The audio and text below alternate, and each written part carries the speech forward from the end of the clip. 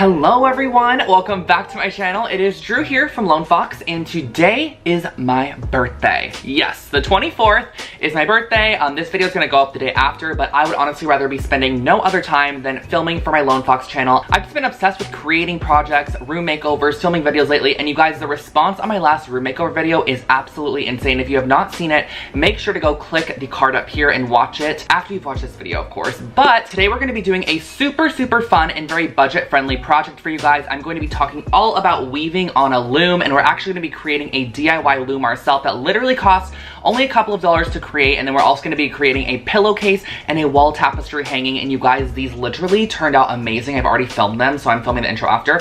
I am obsessed with weaving. It's my new favorite thing, I think. I absolutely love it, and I also love how you can literally make somebody like a birthday present on a very affordable budget. So if you are living on a budget, create yourself a DIY loom, watch this video, make your friend a wall hanging for their birthday, because it's literally going to cost you a couple of dollars to create. But in their mind, if you are not already, make sure to subscribe to my channel and also turn on that little bell notification next to the subscribe button, because I post brand new videos on home decor and DIY every single week. And you can also follow me on Instagram if you would like. It is Lone Fox Home, and then my personal fashion account is I'm Drew Scott, which I'll put on the screen as well for you guys. And I also want to give a humongous shout out to With Wendy, which is another amazing DIY and like fabric just sewing YouTuber here on YouTube, and also Schmod. I'm not exactly sure how to pronounce his username. Obsessed with both their channels, and they did absolutely amazing weaving videos over on their channel, and I definitely drew a ton of inspiration from them. So I'm gonna link their videos below, because if you want to actually learn from like real professionals, please feel free to check out their videos, because they tell you a lot of different stitches, a lot of different weaving technique. They use all the right terminology. I'm just kind of going off what I know and what I've seen, so I think we should just get into creating the loom, because honestly, kind of fun to create the loom, and you're gonna see why in just a second. To create the loom, I'm going to be using an 18 by 24 inch painting canvas, and I got this at Michael's probably about a year ago. I never used it. These are super affordable, and I'm flipping the canvas over, and don't do what I'm doing here with the screwdriver. I actually realized that you can literally just peel the canvas away from the staples and then use an X-Acto knife just to cut any excess areas that you need to kind of get rid of. But you can also keep this canvas if you want to, guys, once you peel it off of the base, so you have this essentially like a wooden frame. You can keep that canvas and use it for future projects. But this is a wooden frame that we're going to be using to create the loom. And then I brought out a ruler, and I'm going to be marking every 3/8 inch. You can do every 1/4 inch, every 1/2 inch, depending on the thickness of your yarn, depending on the thickness of what you want your weaving to look like. I did mine every 3/8 inch. And then what I did was I took just some little basic nails. These are just like wall nails, and I hammered them into every single hole across the bottom and the top. And this took me quite a while, and I'm sure my downstairs neighbors were not very pleased about this, but I needed to make my loom, you know? So this is your finished loom once you have all the nails in the top and the bottom sections.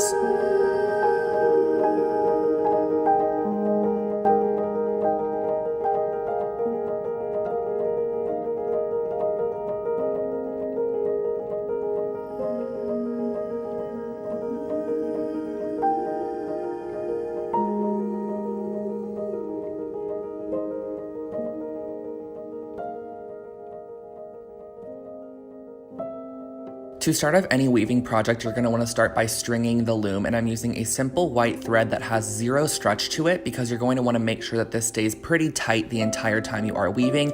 And what we are creating here is known as the warp thread. So this is going to be the warp, and then the yarns that we're going to be weaving in are going to be the weft threads. So I'm going around each nail in sections of 2 and then pulling it to the opposite side, and I actually ended up stringing almost the entire loom just because the pillowcase is a bit on the larger side, so I wanted a lot of surface space to work with, and just make sure that it's pretty tight but not too tight. And then I cut a 1 inch wide section piece of cardboard, which I'm weaving in and out, and this is going to be a simple little kind of additional help with weaving. So you're going to weave this in and out, and this is going to basically make it so that when you are weaving from right to left, it's going to make it a little bit more easier. So you're going to flip it up, and then it's going to create an opening between those threads, and you can weave through super simply. So when you're going from right to left, super simple to just like put it all the way through. But when you're going from left to right, as shown here, you are going to have to go every other thread.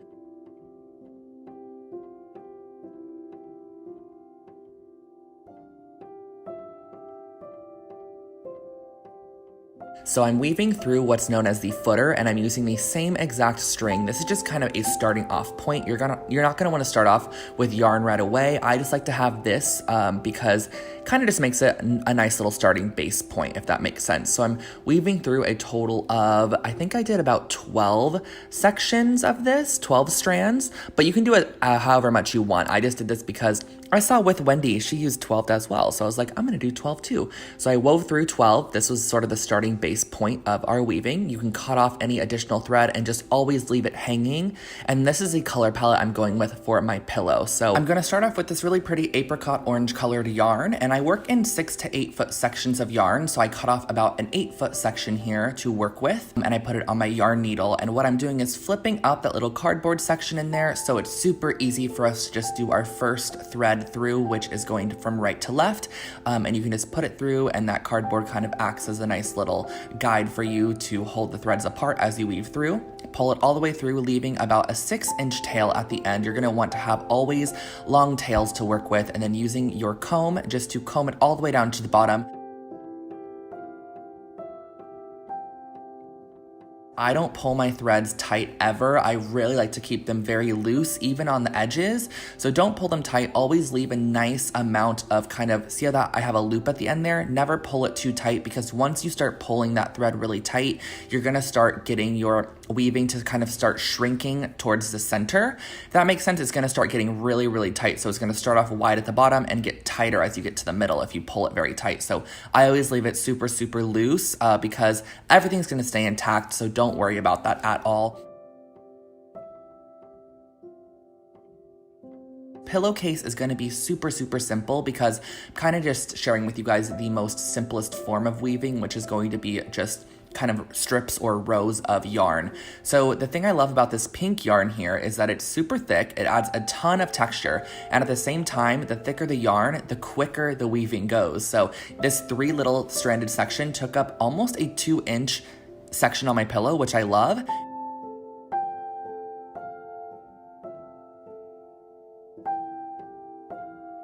I'm now going to be using a white yarn to add a couple of rows after that pink one, and then we're going to be creating what I like to call a bricked section. I just call them bricks. I don't know what they're actually called, but basically how you're going to do this is you're going to weave to the center string and then weave back to the edge. So you're just not going to weave all the way across. Super simple and easy to do. It's just going to be half as much effort to create this brick, I guess you could say. So I'm just weaving this up probably about 7 rows just so we have a good substantial kind of like oblong rectangle to work with, and you're going to see exactly what I mean by that in a second here. So I'm weaving all the way to the center point and then weaving back to the edge.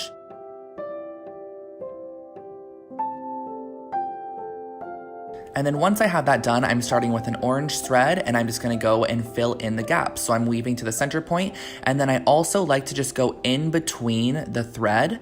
So in between, as you can see here, that thread that kind of was the finishing point of the cream color. And you'll see those gap openings where it's supposed to go. It kind of puzzle pieces together.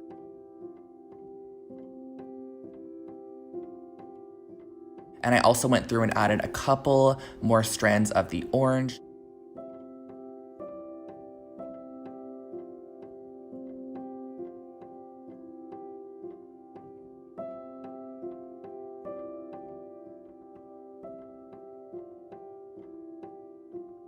Grabbing this really beautiful white, very thick yarn, which I love because again, very quick and easy to weave with. I'm weaving through 1 strand of this, leaving a tail, and then combing it down with my wide tooth comb.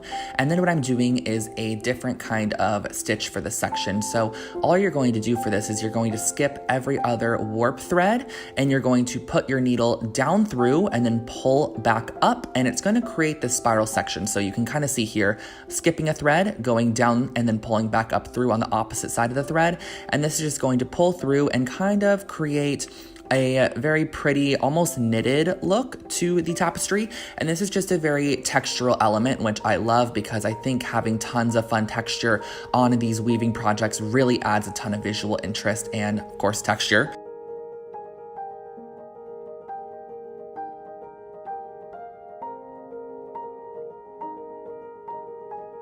So next what I'm doing is creating another textural element for you guys. This is just another sort of stitch you can do. So I went through and I added a couple rows of just a white weaving above what we just did. And then I'm using a wooden dowel, placing it down.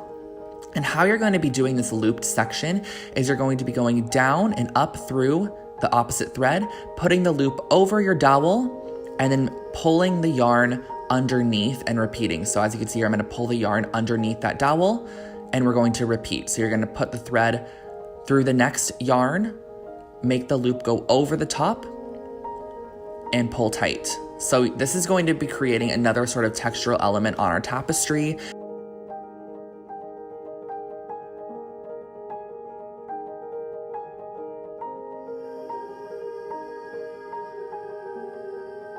Super simple and easy, and once you get to the section that you like, you can actually pull your dowel out, but you are going to want to add a couple strands of weaving above that, so a couple rows of weaving above that. That's just going to lock it in because you can't immediately take out the dowel once you get to the end or it will not work. So did a couple rows of this just to add a nice little bobbly texture. I think it's super cute and fun, and then I'm going to just kind of finish off my weaving here. I'm going through with a couple strands of orange, a couple strands of pink and white just to kind of match my color palette. From here on out, guys, it's very just repetitive of what I've already talked about. So I'm doing a couple rows of white, couple rows of pink.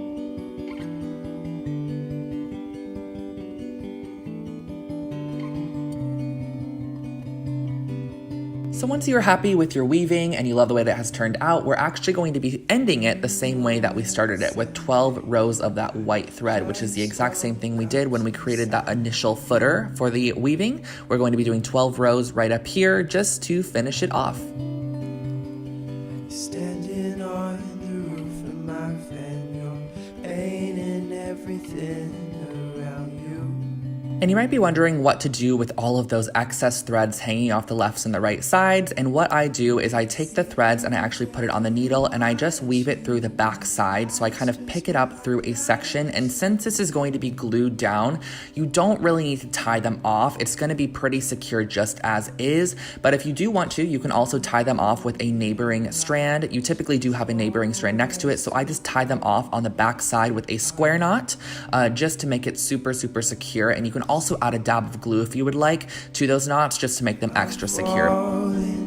Deeper for you every time that I see you, and all the little things that you just. Now everyone kind of has a different way to take your weaving off of the loom. I just simply take a pair of scissors, snip between the nail, and I do a square knot, which is right over left, left over right. Just keep that in your head. That's a simple square knot.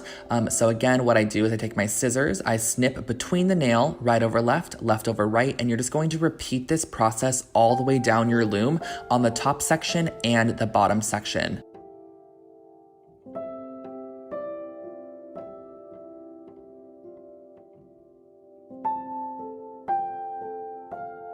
Once I got that off the loom, I actually added a tiny little dab of clear nail polish to each knot, and that just secured the knot even more, but you can use glue if you like, or you can just leave it as is. This is the finished woven tapestry pillowcase, and all I had to do to actually attach it to the pillowcase was take a little white pillowcase that matches the exact size. As you can see here, it fits perfectly up on there, and I simply used Fabri-Tac on the entire backside. It secured it amazingly, so perfect and clean, but you can also sew it down along the edges if you would like.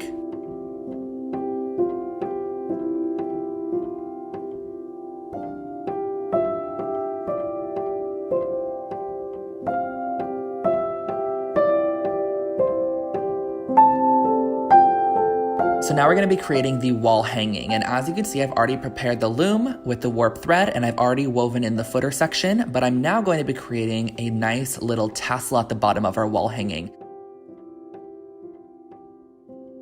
How we're going to do this is taking the middle section and stringing it up through the bottom of the loom as shown here. So you're going to have a loop sticking out of the top, and you're going to take the left side of that tassel on the left side of the string and the right side over the right side of the string, and you're going to pull through, and that's just going to create a nice little tassel knot, and you can pull it all the way down to the footer section. So I repeated this process all the way across to create these tassels. Now these are super thick, but if you do have a thinner yarn, you can kind of use multiple strands in one section.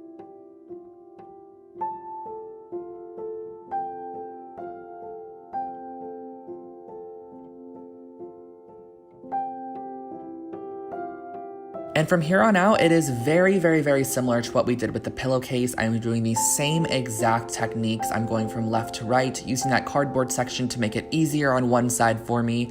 And I'm also going to be creating a couple of bricked sections with this one. So then I'm going in with my yellow, filling in the gaps, pulling it through. And this yellow is just so beautiful. I love the way that it adds a pop. And then I'm also going to add this orange, which is just a nice little complementary section as well. I think it goes nicely with that yellow.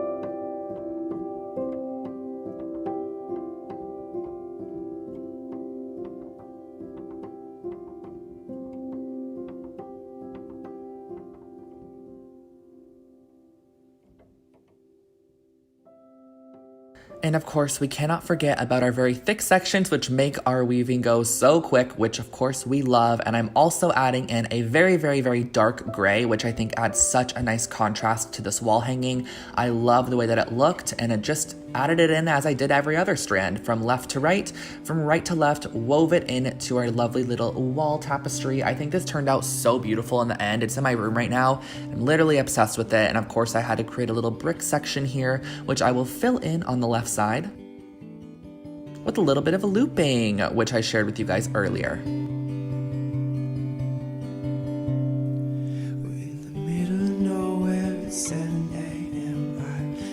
Just woke up to the sound of you.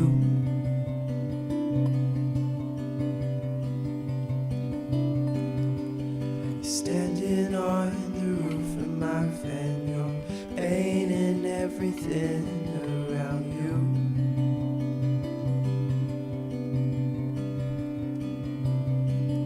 And I can see you all day and watch you.